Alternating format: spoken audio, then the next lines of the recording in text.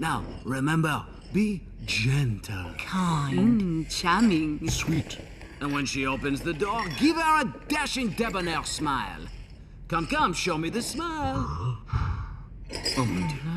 Well, it's a tale as old as time, or at least in cinematic terms, since 1946 when Jean Cocteau's wonderful French version of Beauty and the Beast came out. Then Disney musicalized it and animated it and made it into the first animated feature ever to be nominated for the Best Picture Oscar in 1991, a worldwide smash. And now it's come full circle as the latest in a series of live-action remakes of great Disney animated movies. Beauty and the Beast, as directed by Bill Condon, is a real winner, I have to say. Bill Condon, who directed the great musical version of Dreamgirls for the screen, also wrote the screenplay for Chicago, the last musical film to win the Best Picture Oscar, really knows his way around this form, and he has created a dazzling beauty of a Disney musical here. Hearts like Gaston, much more than the sun on his hearts like Gaston.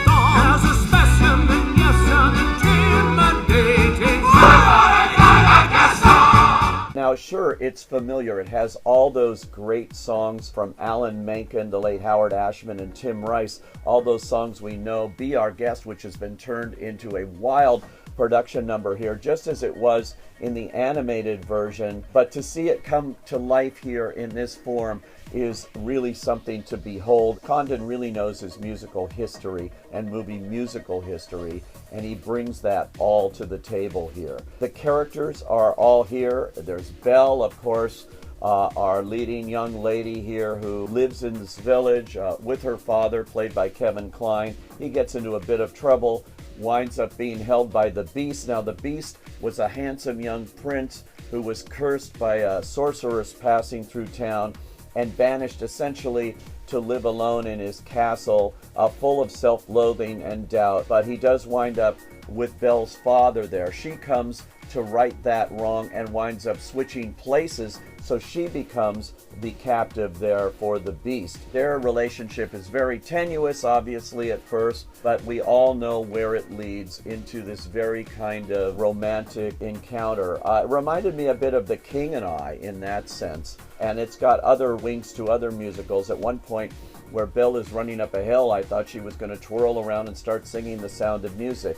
But I love that. I love movie musicals, and this one clearly does too. Look, there she goes, let's go, strange, no question. Dazed and distracted, can't you tell? The casting could not be better, with Emma Watson, the ideal Belle. Dan Stevens is the Beast. There are also the wonderful inanimate objects that are now very animated, given the voices of Ewan McGregor as the candelabra Lumiere, Ian McKellen as the clock Cogsworth, Audra McDonald as the wardrobe. Look at that cast. Wow, this has really been filled with the best of the best, and they really deliver down the line. The villain of the piece is played by Luke Evans, and that's Gaston. He's pursuing Belle to no good effect. He has a sidekick named LaFou, and LaFou is played by Josh Gad. Both actors really know how to play this relationship, and it is terrific fun, as is everything about this movie, including those sweeping, soaring songs and great orchestrations here. This is a dazzling movie in every way, shape, or form for families. I'm so glad it's back. If you've seen the animated film, you're definitely going to want to see this one to see what they've done. It is not a disappointment in any way. I say, go.